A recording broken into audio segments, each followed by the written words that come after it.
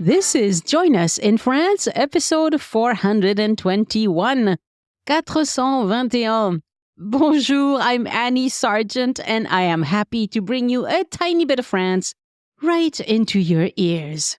Today, an episode with Elise Riven of Toulouse Guided Walks about rookie mistakes visitors make in France. Elise and I talk to a lot of visitors, we meet a lot of people, and if there are pain points, they usually tell us about it.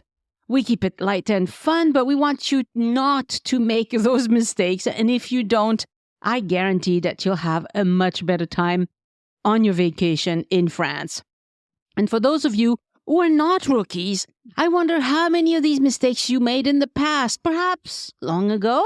But I bet you fell for many of those things because most people seem to. Unless, that is, they've been warned. Because this episode is getting released on Christmas Day 2022, I will keep it short and I will not share news or anything else after my chat with Elise. Same with next week's episode, which will be released on New Year's Day. How about that? Christmas and New Year's are both on a Sunday this year. But the news will be back soon. My husband and I are about to take off for Strasbourg and Colmar to spend a few days in the capital of Christmas in France. It's a busy time of the year, but in a good way. This podcast is supported by donors and listeners who buy my tours and services, including my itinerary consult service and my GPS self-guided tours of Paris on the Voice Map app. And you can browse all of that either on the Voice Map app or at my boutique, joinusinfrance.com/boutique. And let me thank one new patron today. I am grateful for all my patrons. Some have been supporting this podcast for a long time, and they are amazing people. And a shout out this week to my new patron, Debbie. She's shy. She did not give a last name. Many thanks also to Gary Swindlehurst for sending in a one-time donation by using the green button on any page on joinusinfrance.com that says, Tip Your Guide. Merry Christmas, Happy Holidays, wishing you a wonderful time wherever you are listening from. And if you are new to the podcast, welcome to you. And do take a look at the show notes for more tips for people visiting France and Paris for the first time. Joyeux Noël to all of you.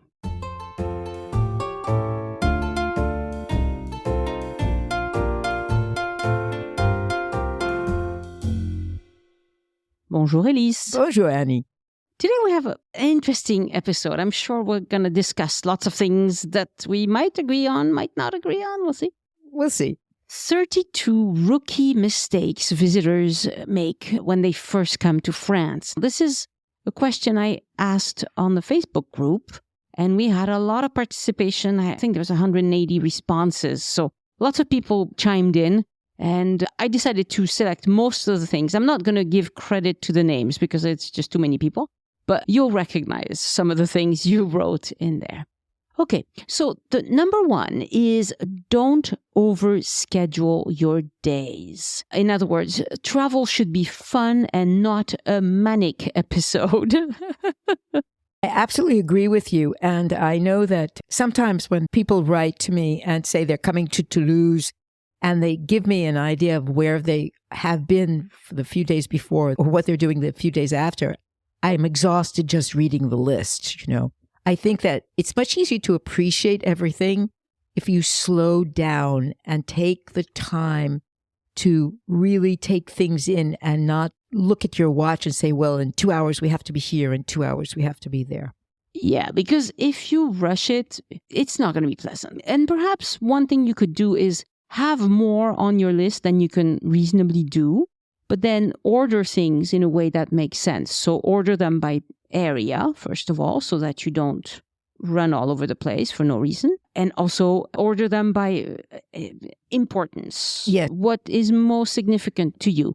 And if you think it's going to take 2 hours and it ends up taking 4, fine, remove something at the end of your list. It's not that difficult, but don't overschedule. That's a rookie mistake that people make. And I understand they think they might never come back to France, but probably you will. If you like it well enough, you will, because Americans tend to travel a fair bit, especially when they start. Just take it easy on yourself and on other people. And I just would like to add too, and this is, I think, a personal observation, but I think it's probably true for many people.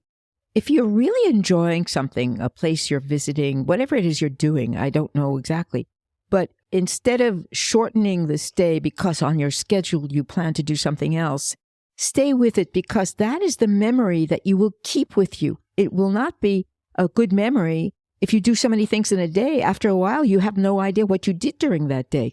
I'd much rather have some good memories than go, oh my gosh, I just spent a week here. What did I do? Yes, I don't remember any of it. I don't remember any of it.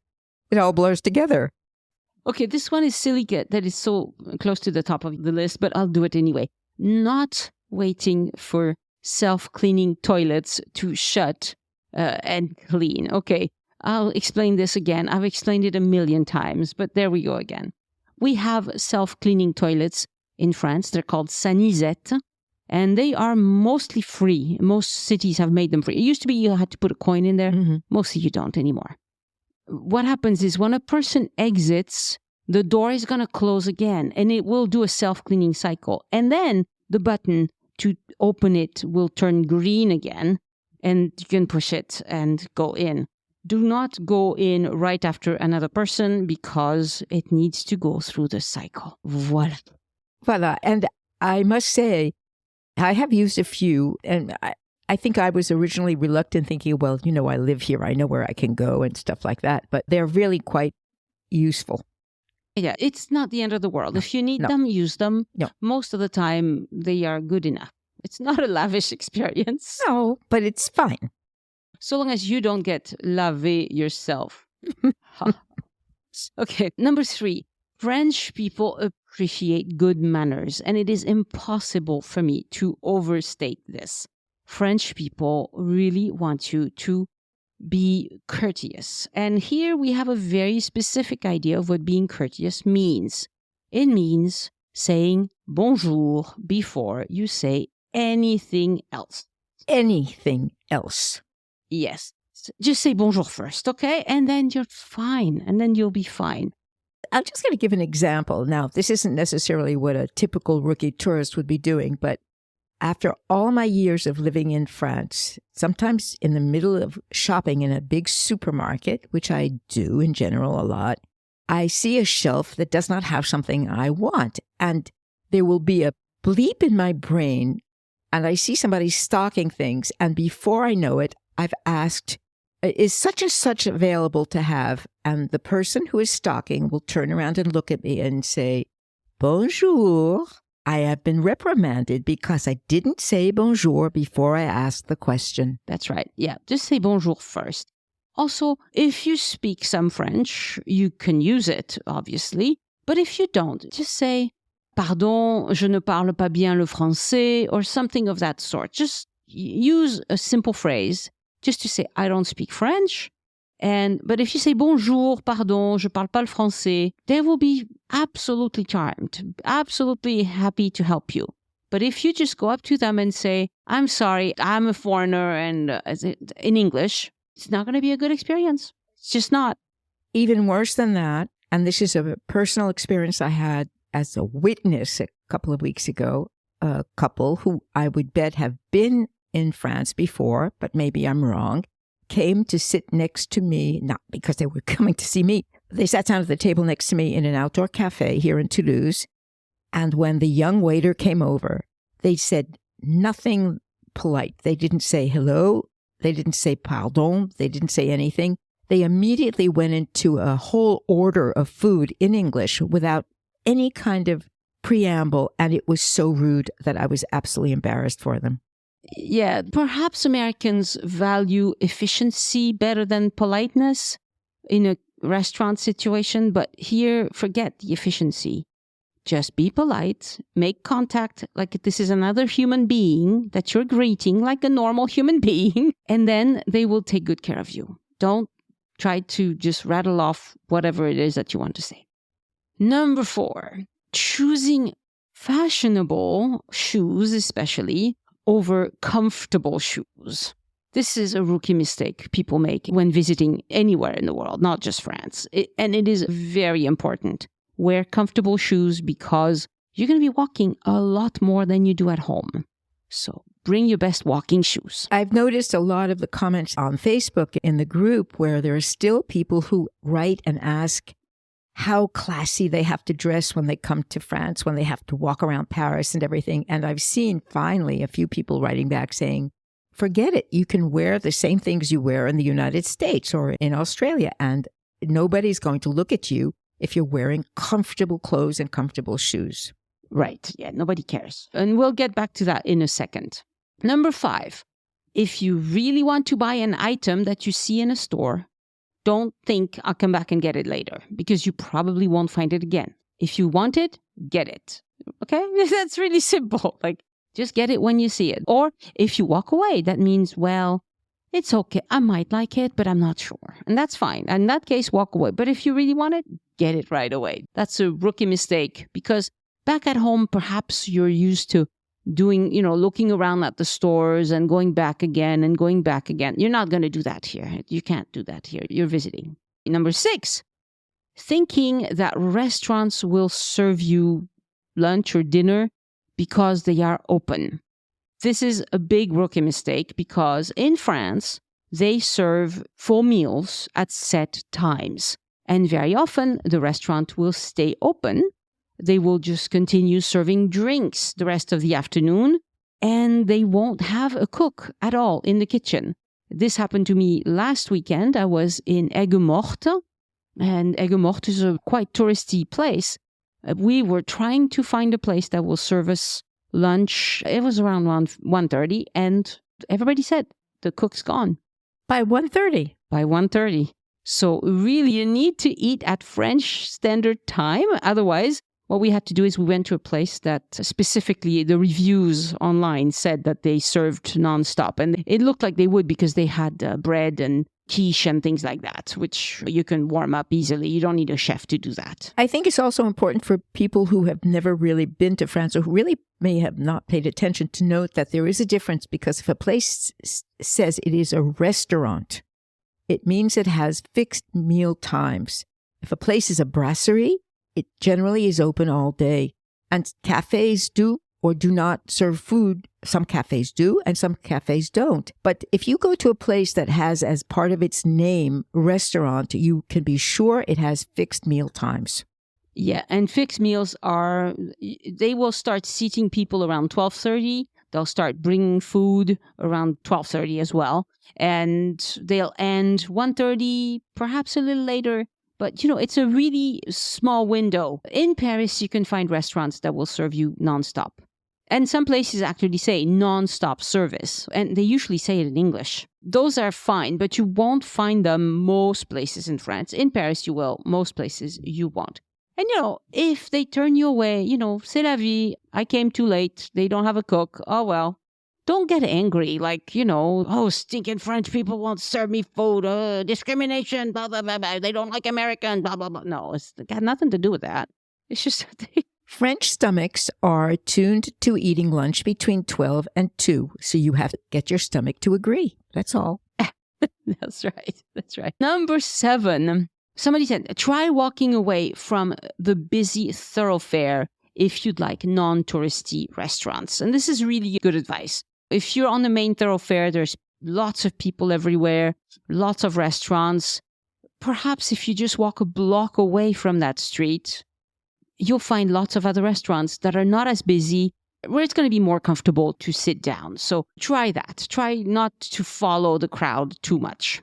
You can also, besides looking up the names of places to eat on sites like TripAdvisor and Yelp and places like that, if you walk away from the tourist areas and see places that have people sitting in the restaurants who are not tourists, you can be sure that it's a place that has decent food. So you can try it. You don't always have to go just by the names of places that are listed on these sites. Yeah, that's something that's hard to train out of people. They're so used to looking at their phone and looking at recommendations on their phone rather than trusting their own eyes that I give up. Well, I can understand that if somebody arrives in a country they've never been in before, they may be nervous about that. But, when you walk past places, especially since many, many places now have terraces outside everywhere, you can kind of look at the food and get an idea. And if you see that people look happy eating there, then it looks like a good place to eat. Yeah. Very, very much so. Okay. Number 8. This one is funny. Andouillette is not a small American andouille sausage. It's completely different. And most Americans will not eat andouillette at all. We discussed this. We posted an episode long ago. It was episode 193. It was called A Cornucopia of Bizarre French Foods. And we list not just that one, but many others that are surprising French foods, let's put it that way. But this one has the double whammy, that it's also the same name as something you're used to in the US, but it's not the same product at all. So notice that Annie is not telling you what it is. Just go and look it up. But believe us when we tell you that it is a strange food and you are probably not interested in eating it. Yes. Number 9.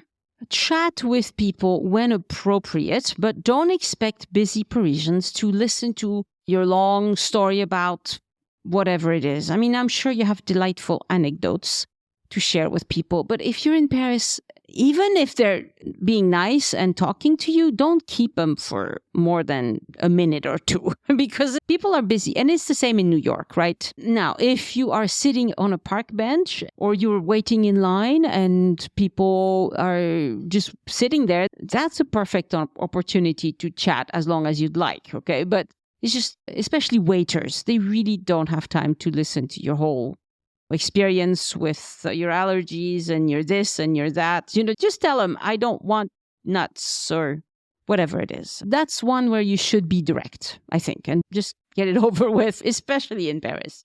Number 10, don't presume the waiter will bring you the bill as soon as you're done eating. You have to ask for l'addition, s'il vous plaît, because they're not going to bring you the bill until you ask for it, okay? And if it's taking too long, if you would like to get your waiter's attention, but they are avoiding your eyes, and waiters are very good at doing that, just get up and go to the cash register and pay. Okay? You don't need to wait for half an hour and get frustrated. You can get up and go pay. It's done all the time. Just to reiterate in a different way, Americans, even in very good restaurants, are used to eating quickly and getting out quickly. That is not the way the French conceive of eating. And so they assume you're going to sit and take your time. And what that is really, besides the fact that they're usually very busy, that is usually one of the reasons that a waiter or waitress does not immediately come over, slap down the bill, and leave it for you to pay. It is a different concept of what you're supposed to do when you eat. Yeah, absolutely. And again, it's perfectly fine if you're in a hurry to get up and go pay at the cash register. You don't need to wait for them to bring you the bill. They have this covered at the cash register as well. Number 11. Okay, this is a funny one because I'm including it because I don't agree with it. Somebody wrote, don't say bonjour after 6 p.m. It's bonsoir. That's like a big mistake if you say bonjour when it should be bonsoir. Okay, nobody cares. Not a soul in France cares. I do not care if your French teacher told you that. I do not care if you heard it from the Pope. French people say bonjour, bonsoir, whatever. The important thing is that you say something. It doesn't have to be. I mean, I've said bonjour when it's nighttime already. Nobody cares. So if you would like to feel a little bit pompous and, oh, yes, I'm very aware that, after 6 p.m., it's supposed to be bonsoir. Go ahead. But nobody cares.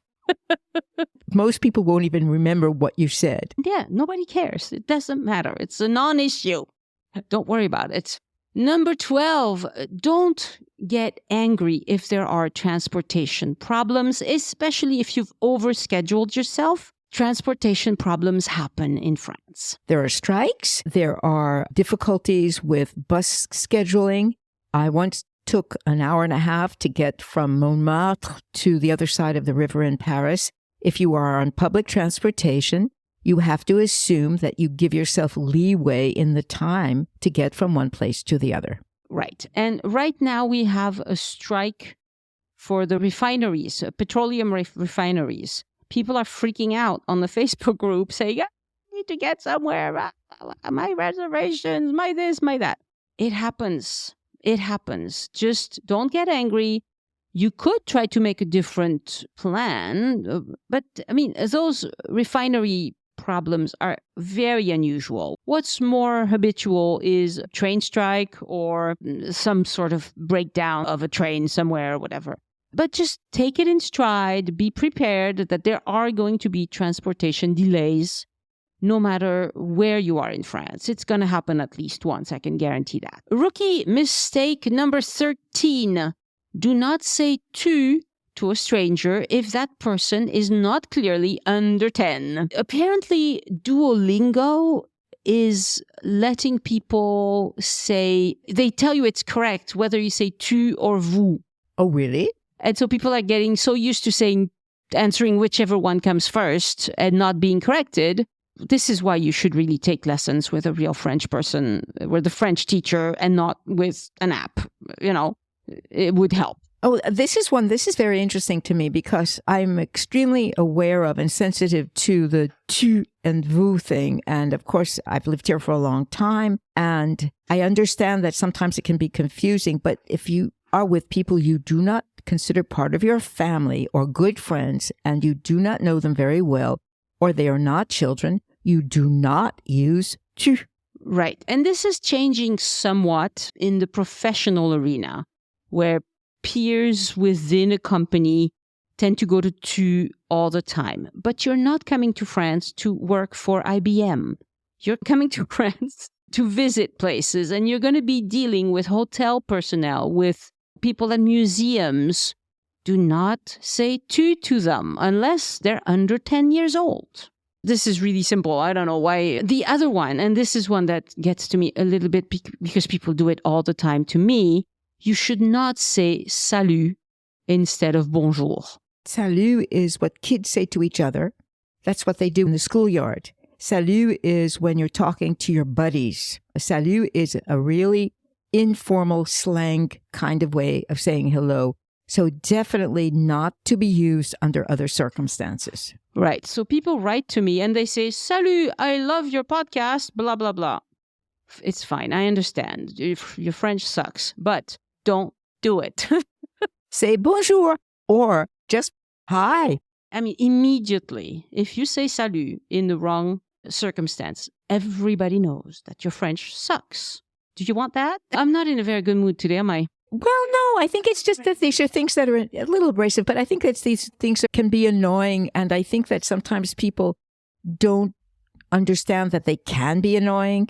I mean, to go back to one of the ones we talked about before, I was traumatized by this rude American couple in the cafe a couple of weeks ago. I was mortified. And it wasn't me that did it, you see. But I thought that by now, people coming to a foreign country would understand that there are some basic things that you do in forms of politeness just so that you don't grate on people, so that people are nice to you. I mean, you get something in exchange for being polite and for being nice, and you don't get very much back when you are impolite. Very true. Very true. Oh, somebody said, and I thought that was cute because I agree with it, and at the same time, it's not a rule set in stone. Somebody said it's a rookie mistake to only go to Paris.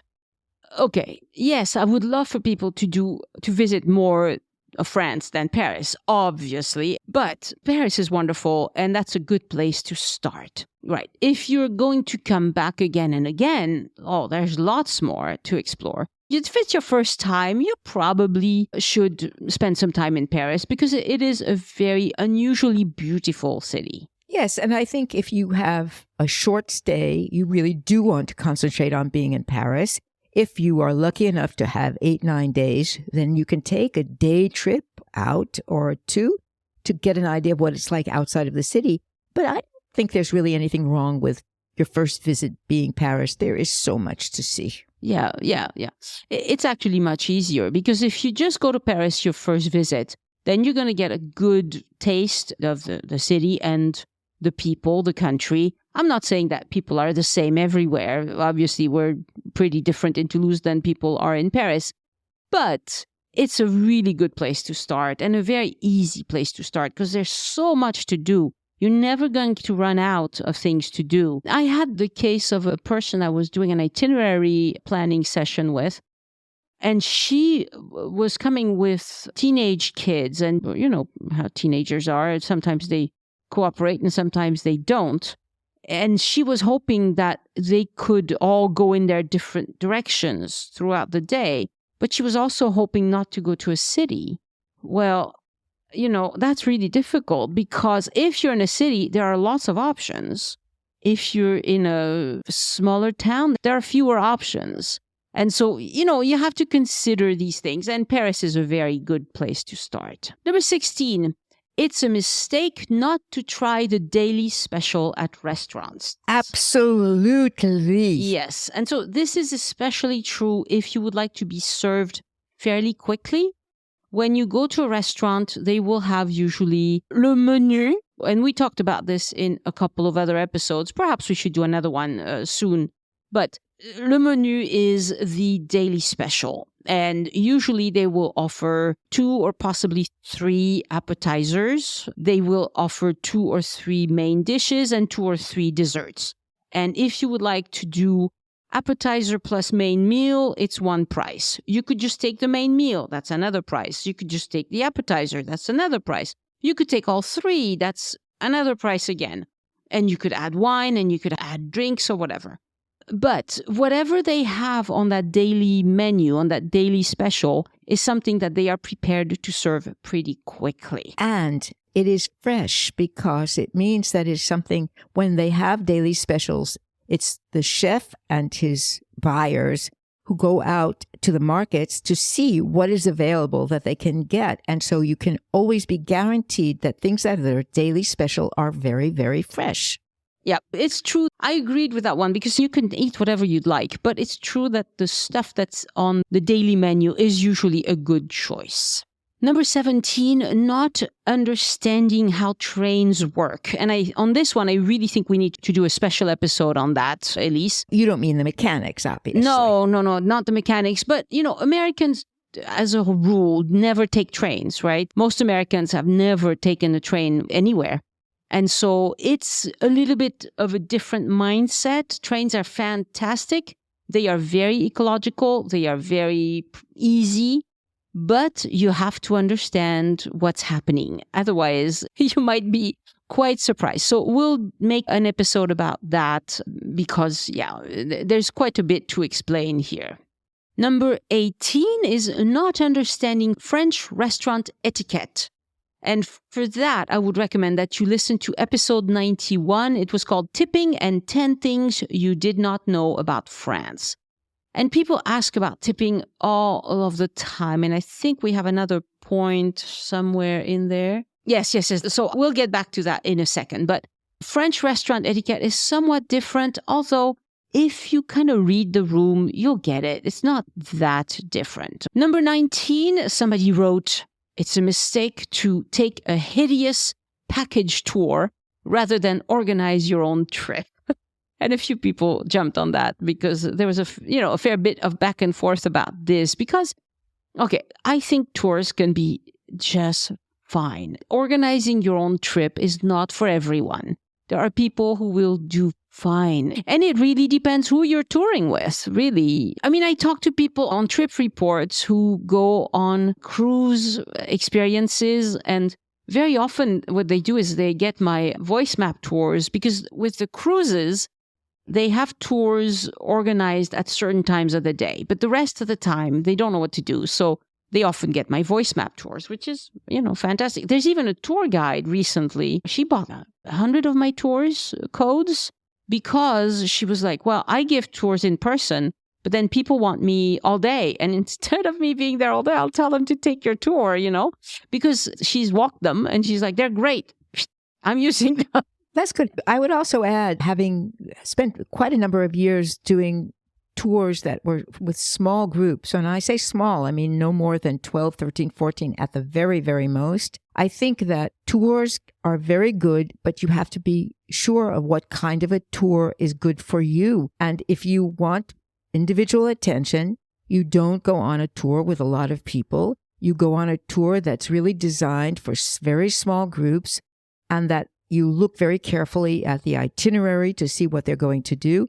I think that there are tours that are probably really just very, very boring and impersonal, but not all of them are. And so it just means that you need to look a little bit more carefully at what you are going to do. Yeah. And it's a good mix, sometimes taking a tour, sometimes taking a voice map, self-guided tour is also part of the mix. I think it works. And yes, you can do your own thing. Some people are more adventurous than others. There's nothing wrong with people doing their own thing entirely from A to Z, but there's also nothing wrong with people getting a tour some of the time. Number 20 was have a travel pack in your bag. And this travel pack should include Kleenexes and hand sanitizer. Yeah, at least. It can happen in France that you go into a bathroom and they don't have toilet paper. So you should have Kleenexes because, yeah. And hand sanitizer is quite common when you enter most establishments, but not everywhere. And sometimes the bottle's empty or whatever. So just have your own. And some places have very good bathroom facilities where you can wash your hands with warm water and you have paper towels and all of that, but not every place does. Be prepared for that. It's really easy to just put hand sanitizer and Kleenexes in your bag and have it with you at all times. Number 21, beware of cyclists and electric scooters. Watch where you are walking and make sure it's neither a bike path or a bus lane. Now, I have to add that I don't think this is just a rookie problem. This is now a problem because for ecological reasons and economic reasons, more and more people, especially since COVID, are using bicycles and electric scooters. But there have been some terrible accidents because these are very silent and it isn't very often clear where you should be if you were a pedestrian and where they should be. And they don't always, I'm putting the onus on them, and they don't always pay attention to where they should be. So you really do have to keep your eyes open and pay attention. Right. So before you change directions, look around because you might be stepping in front of a bike or a bus. I mean, in Paris, sometimes the bus lanes is right by the sidewalk. Okay. So just be careful. And now that I drive an electric car in the center of the city, I'm totally silent, obviously, especially at low speeds. You can't hear me. And so I just take it easy. I wait until people move out of the way. I don't honk at them, whatever. But I would like to have some sort of little bike bell, like ding, ding, ding, ding, or something. So because they don't realize I'm right behind them, And in France, they make the city centers they smoothed everything over. So there are places where there's not a distinct sidewalk. It's pedestrian mostly areas, right? But cars can still, like in Toulouse, to access the parking lot underneath the Place du Capitole, you have to drive through this area that's mostly pedestrian. People don't expect cars there, but the cars have to be there. And the bicycles have a tendency, unfortunately, to go both ways, even on a one-way street sometimes, The good side of it, of course, is more people are doing exercise and using bicycles, but we're not a culture here yet that is used to that kind of form of transportation. And so as a pedestrian, you must be careful. That's all. You just must be careful. Yeah. Keep your wits about you, especially in big cities. But even in small cities, like in villages, people can be careless and you never know who's coming. Number 22. Being worried that you are going to look like a tourist is a rookie mistake. You may look like a tourist because you are a tourist. And no matter what you do, you are going to look like a tourist. Just accept it. Roll with it. Some French people, like me, can look like tourists. Why? Because I buy a lot of my clothes in the US. I prefer the quality that I get over there. I'm also a bigger person, and so I don't find all the sizes I want here. So when I go to the US, I can find all these clothes, and I buy my clothes in the US. So French people sometimes assume I'm American until I start talking, Just don't worry about it. It's a rookie mistake to spend too much time thinking that you shouldn't look like a tourist. And honestly, let's face it, what is the disguise that makes you look like a French person and not like a tourist? Well, obviously, in the old days when there were no smartphones, walking around with two huge cameras around your neck and a banana bag around your waist when you were a dead giveaway from a mile away. But now, just because you walk around looking very carefully at buildings, that doesn't mean anything, and no one cares. Exactly. No one cares. It doesn't matter if you look like a tourist. It's really not an issue. And I think people who don't travel very much worry about it. And people who've taken lots of international trips, they like to look stylish, perhaps. They like to pack nice things because they like to look good. But that's a different question than I don't want to look like a tourist. Okay. It's been a long time since I've seen people really, really sticking out because French people sometimes stick out, French kids wear weird stuff. Not only that, but French people travel around their own country as tourists too. Yeah, definitely. Something about suitcases. This is number 23.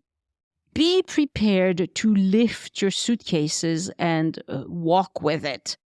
Don't overpack is really, really important. I like to say, you're not going to the Kalahari Desert. You are coming to France. And if you really need something, perhaps you can purchase it here. You will find everything you could possibly want in France. So don't overpack. Don't take so much that you can't lift it. So rolling suitcases are fine, but then you get to Montmartre and it's cobblestone everywhere. Or you get to Le Mont Saint-Michel, it's cobblestones everywhere. You get to where I was last weekend, it's cobblestones everywhere. And all of the villages in the south of France, and trains do not have valets, and you have to lift them up if you're traveling by train. And there are lots of things that you will need to do. Yeah. So don't overpack. If you could, I was very impressed with Jennifer, who visited me for a few days. She was traveling extremely light with just a tiny backpack. And I was like, oh, yeah, I can't go that light. But I do preach it. Number 24, this one is for me. Many places will not be able to serve you a bucket of ice with each drink. If you ask for ice and they only bring you one ice cube, don't take it personally. Well, I will second what you're listen, I don't have buckets of ice like you do, but every once in a while, especially in the summertime, I say, please, a lot of ice, because there is a tendency in some places to just give you one dinky little ice cube. And I really want 2 or 3. My husband mortifies me sometimes if we're going out somewhere and we're in a cafe in the summer. And before I can open my mouth, he says to the waiter, she's American, give her ice, Well, we have to learn to be temperate in our needs. Let's put it that way. The French are not used to having oodles of ice in every drink. Right. So I use a lot of ice when it's warm, but if they don't have it, it's okay. You can ask for it, but don't worry too much about it. Number 25, don't discard your train tickets, your metro tickets, your bus ticket until you have left the train, the bus, the metro. You need to keep your titre de transport, which is the ticket, your title of transportation. It means that you've paid. You need to keep it till you have completely exited the metro or the train station, because you may need it to exit, and they may also check whether you have paid. Now, people regularly come to the group and complain that they got a fine because they had thrown out the ticket. So they say, I paid, but I didn't keep it. Okay. Or they say, I paid, but I didn't punch it the way I was supposed to. Read the room. Look at what other people are doing. If everybody is punching the ticket into something, you need to do the same thing. Don't be oblivious. We cannot explain every situation to you because they're going to change. The circumstances are going to change. But if everybody's punching it, punch it. If everybody's just putting it in their pocket, don't throw it in the trash. You will need it. In general, in France, you need to keep your titre de transport until the very end. Number 26, get the waiter's attention before sitting down. So when you show up at a cafe, the rule generally is for drinks and things like that, you don't need to ask for a specific table. But it's always good to make eye contact with the waiter, and you can just point at the table and say, "Can I sit here?" And they will usually give you the thumbs up or do a sign with their hands. I mean, just communicate with the waiter in any of the establishments. There is no set rule, can I sit down directly, whatever. Well, some places you can, and some places they don't want you to. So make eye contact with the server. And if they want something in particular, they will let you know. In cafes that have terraces, usually if a table is empty, usually you can just go and sit down.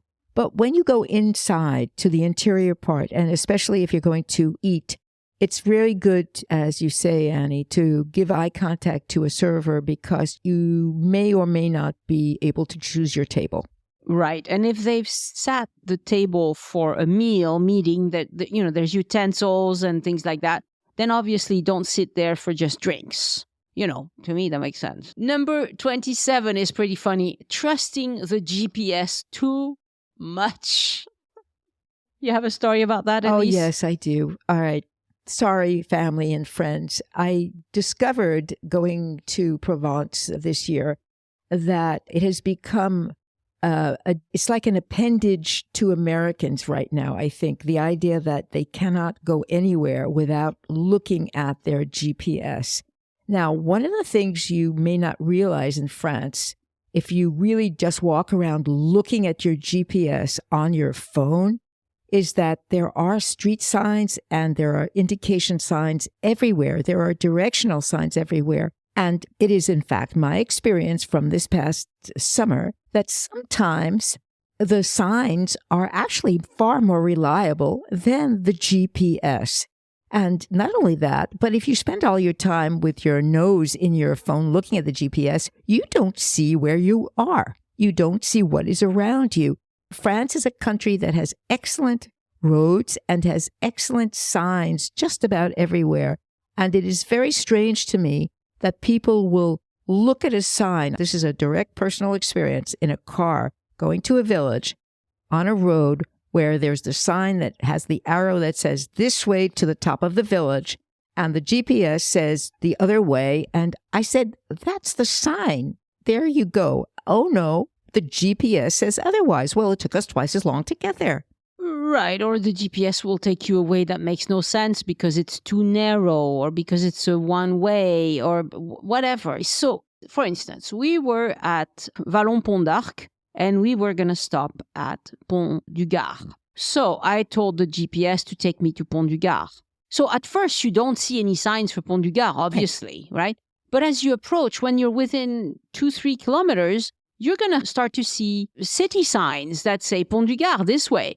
At that point, stop looking at your GPS, look at the follow the signs. When you're 50 kilometers away, 100 kilometers away, of course, you're not going to see any signs for everything. But as you get close, look at the signs, look around a bit. It's a good thing to do anywhere you are. Number 28, don't worry about finding cash if you have a debit card. Lots of people ask, how much cash should I bring? Should I order cash from my bank? Should I withdraw cash when I get there? I think in general, it's easiest to just show up at the airport or when you first arrive in Paris. Near your hotel, there's probably going to be an ATM. Most ATMs in France are on the street, not inside the bank. There's some of both, but mostly they're on the street. It's okay. You're not going to get robbed at gunpoint. You can withdraw money on the street. I've had someone who would not withdraw any money on the street. She was sure somebody was going to grab her money and run. That never happens. So just find an ATM, and most ATMs these days will ask you if you want big bills or small bills. You should not have any bills that are bigger than 50 because they are hard to use. 100 euro bills here are like, nobody will take them. It's pretty simple. Nobody will take them unless you're going to buy a purse or something, like, big ticket items at a place like that, they would. But if you're trying to pay your restaurant bill with a 100 euro bill, they won't take it. Well, there are two reasons. One is because there is actually a kind of circuit of counterfeit bills that are mostly hundreds. So very few people do carry them. And the other is if it's a small amount of money, they don't want to have to use all their cash to give you back change. And the other thing about ATM machines that people really should know is that you will get the best rate by using the ATM machine. That is a fact. So you should really count on, you might want to have a little bit of cash if you're really worried about coming with nothing in your pocket. But just use your ATM machines. They're fine. The ATM cards are pretty good. And if you order cash euros from your bank before you arrive, tell them not to give you 100 euro bills. There you go. 50s, 20s, 10s, and 5s are what you want. Number 29 is not understanding how tipping works in France. Now, episode 91 talked about it, and we probably need to do another episode about this at some point. It'll be a short episode, but we probably should do that at least, because it seems to be people are always getting their knickers in a knot over tipping. Well, maybe we'll go back and do restaurants all over again. Maybe we need to do a facsimile of Annie and Elise in a restaurant. Oh, well, that would work. It would work quite well. Yeah. We do go to restaurants occasionally. Yeah. Number 30, use Apple Pay or Google Pay. This is the best way because Apple Pay and Google Pay are a lot more secure than just your plastic credit card. Now, if you are of a certain age and you've never gone to Apple Pay or Google Pay, maybe you think this is ridiculous, but it's a fact that once you set up Apple Pay, Google Pay with your smartphone, it assures the vendors that there's significantly more security than just using a plastic card. And so they take Apple Pay and Google Pay most places, even places where your American credit card might get rejected. Because any American credit card you have, even if it's from a podunk credit union nobody's ever heard of, which is most credit unions, that credit card might not get recognized by a number of machines in France. But if you've run that credit card through Apple Pay, Google Pay, you got Apple Pay and Google Pay to accept it, that means it's going to be a trusted credit card, even in France. Try it. It's really not a big deal, and they take it almost everywhere. Now, with Apple Pay, you can actually pay with your watch. You don't need to. You can also pay with your phone. And most people have an Apple or Google phone. Set it up. It's really not a big deal. It might take you, 15 minutes to get it set up once. And then use it at home and see if, how you like it. Number 31 is a big one. Don't talk so loud. Now, it's not that French people never talk loud, because even if you're in a 2-star restaurant, that was me not so long ago, with a group of people, once people have had 2, 3, 4 drinks, in that thing where I turned my glass over after 1.5. But everybody else was drinking plenty. No, there was one lady next to me who wasn't drinking that much. But once people drink, they will start screaming their head off. But Americans seem to have an on-off button that is way too loud. So read the room again. Look around. If people are being very quiet around you, you should also be very quiet. Okay? And if people are rowdy and having a good time, then it's fine to be rowdy and have a good time. Just read the room. Exactly. Read the room. And number 32, we'll end on something very sweet that somebody wrote. She said, don't underestimate the kindness of people. And this is really important. Once you've been polite and you've made a connection with a French person, if you ask them for help, they will go through extraordinary lengths to help you. French people, as a rule, are not as selfish as Americans. And I know this because I've lived in America a good long time. Americans are just me. I'm going to take care of me first. French people are also me. But if they see someone who needs assistance and they ask politely, they will do whatever. I mean, I've heard of taxi drivers being told, I forgot my phone in your car. And they will drive, another 10 kilometers to bring back your phone. And then they don't want to accept a tip.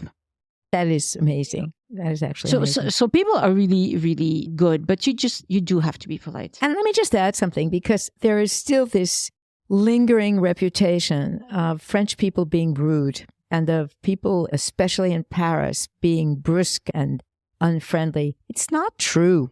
It's just not true. And I don't know, maybe 50 years ago it was true. Maybe it was because people had not gotten used to so many people from other countries coming and everyone was busy. But I've rarely had it happen. And yes, it can happen that you're in a situation where somebody does not have the time to answer you, but it is not true as a general rule. And I think people should really get in their minds that French people are polite and nice. Merci, Elise, and Merry Christmas. Merci, Annie. Au revoir. Au revoir.